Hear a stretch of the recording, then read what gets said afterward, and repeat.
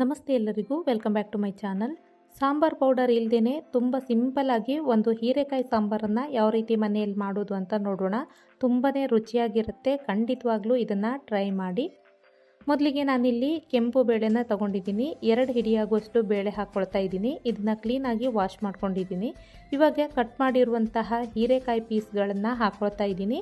ಹೀರೆಕಾಯಿನ ಸ್ವಲ್ಪ ದೊಡ್ಡದಾಗಿ ಕಟ್ ಮಾಡ್ಕೊಳ್ಳಿ. ಇವಾಗ ಕಟ್ ಮಾಡಿರುವಂತಹ ಟೊಮೆಟೊ ಸೇರಿಸ್ಕೊಳ್ತಾ ಇದ್ದೀನಿ. ಇದ್ರ ಜೊತೆಗೆ ಅರ್ಧ ಈರುಳ್ಳಿನ ಕಟ್ ಮಾಡಿ ಹಾಕ್ಕೊಂಡಿದ್ದೀನಿ. ಇದಕ್ಕೆ 1 ಕಪ್ ಆಗುವಷ್ಟು ನೀರು ಸೇರಿಸ್ಕೊಳ್ತಾ ಇದ್ದೀನಿ. ಜಾಸ್ತಿ ನೀರು ಹಾಕೋಬಾರ್ದು.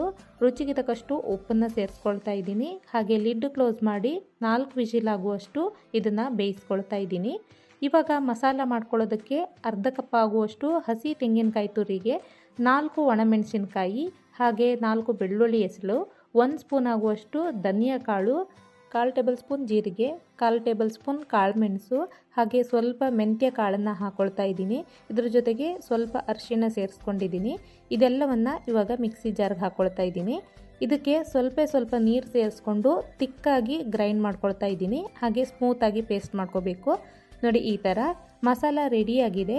ಇವಾಗ ಕುಕ್ಕರ್ ವಿಜಿಲ್ ಆರಿದೆ. ಇದನ್ನು ತೆಗಿತಾ ಇದ್ದೀನಿ. ನೋಡಿ ಎಷ್ಟೊಂದು ನೀರು ಬಿಟ್ಕೊಂಡಿದೆ ಅಂತ ಹೇಳಿ. ಹೀರೆಕಾಯಿ ನೀರು ಬಿಟ್ಕೊಳ್ಳೋದ್ರಿಂದ ಇದಕ್ಕೆ ಜಾಸ್ತಿ ನೀರು ಹಾಕಿ ಬೇಯಿಸ್ಕೋಬಾರ್ದು. ಹಾಗೆ ಮಸಾಲ ಕೂಡ ಸ್ವಲ್ಪ ತಿಕ್ಕಾಗಿ ರೆಡಿ ಮಾಡ್ಕೋಬೇಕು. ತರಕಾರಿ ಬೇಯಿಸಿರುವಂತಹ ನೀರನ್ನು ಒಂದು ಬೌಲಲ್ಲಿ ತೆಗೆದಿಟ್ಕೊಂಡಿದ್ದೀನಿ. ಇವಾಗ ಕಡಾಯಿಗೆ ಮಸಾಲ ಹಾಕ್ಕೊಂಡಿದ್ದೀನಿ.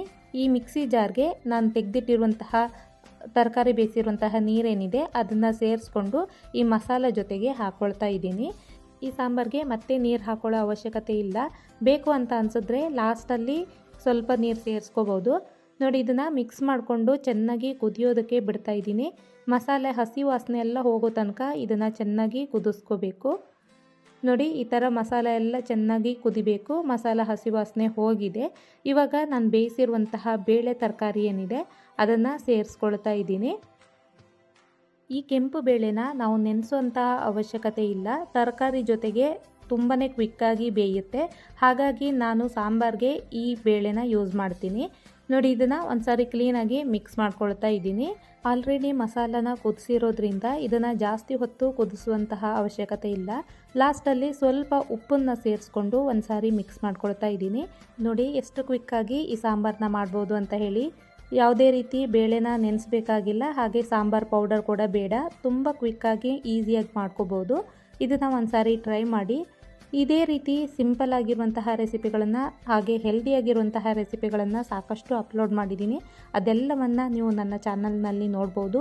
ಪ್ಲೀಸ್ ಸಬ್ಸ್ಕ್ರೈಬ್ ಮಾಡ್ಕೊಳ್ಳಿ. ಹಾಗೆ ವೀಡಿಯೋಸ್ನ ಲೈಕ್ ಮಾಡಿ. Thanks for watching.